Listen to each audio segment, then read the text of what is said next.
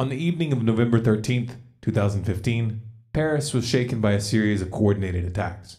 129 people were killed, hundreds more wounded. An ambience of fear gripped the country. Terrorists could strike anywhere, at any time. Nothing was safe. Even the smallest venue could be targeted. It might be tempting to react to this event emotionally without looking beyond the official narrative, without examining the evidence, without questioning where this is headed. You wouldn't be alone, but blind indignation lends itself to easy answers, half-truths, and comforting lies. Anytime a population is attacked or believes that they have been attacked by an outside force, the reaction is as predictable as it is dangerous. New wars and totalitarian laws that would have been unthinkable just days before are easily justified. Voices of reason are drowned out, and entire nations can be driven towards a cliff. Given the nature of this particular cliff, it would behoove you to look a little deeper this time. There are several moving parts to the story. The Syrian war, ISIS and the push to remove Assad from power, the expansion of a militarized police state throughout Europe, and of course, the refugee crisis, all of which has been conveniently tied together by a passport carried by a suicide bomber, a passport which miraculously survived the blast, unscathed.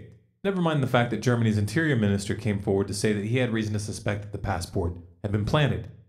Let's deconstruct this one piece at a time. Without even looking beyond mainstream sources, we find evidence that the French government knew that the attacks were coming. They were warned by the Iraqi government, they were warned by the Turkish government twice, and according to this article from the Times of Israel, which has since been edited, security officials in Paris were specifically warned of an impending attack that very morning. And of course, the French government just happened to be running an exercise simulating a mass shooting in Paris just hours before the attacks began. Could someone please explain how Iraq and Turkey, which are developing countries, were able to see this coming while the NSA and French intelligence were caught completely off guard? Are we really to believe that this was just incompetence? Before the dust had even settled, the official narrative was clear. ISIS was responsible. This was war, and France was going to escalate that war both at home and abroad. A state of emergency was declared. Roadblocks, border controls, and a curfew were imposed. Freedom of assembly was restricted, and the military was deployed on the streets. French President François Hollande soon announced that he intended to extend the state of emergency for 3 months and to alter the French constitution. The state of emergency gives the police the power to detain people without trial, search without warrants, and to block any website they see fit. These powers are already being used. Activists have been placed under house arrest, and not for crimes that they have been accused of actually committing, but preemptively. The attacks are also being used as a pretext to justify the establishment of a new European intelligence agency, modeled after the CIA. And speaking of the CIA, let's not forget who actually created ISIS. France didn't seem too concerned about the rise of Islamic extremism when they joined the US in the 2011 regime change operation in Libya. If mainstream news outlets were publishing evidence of jihadists among the CIA-backed rebels, it would be utterly naive to think that the French intelligence services didn't know.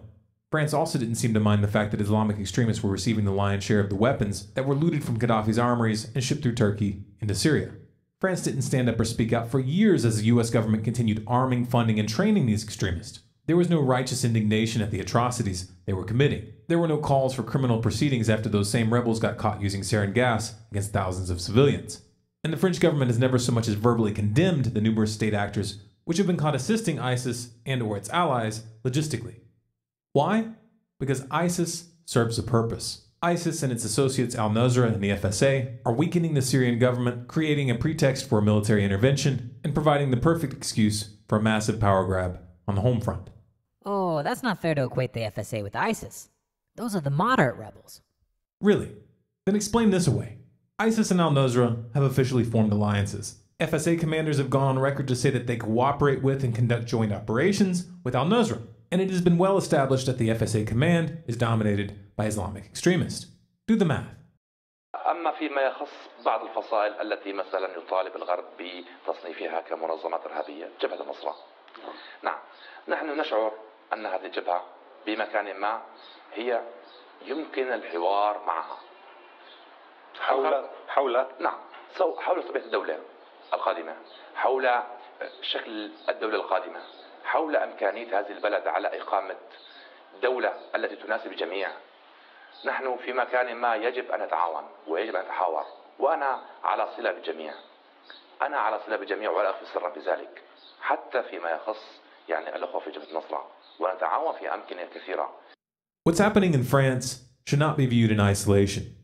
Xenophobic sentiment has been on the rise throughout Europe and is gaining ground politically.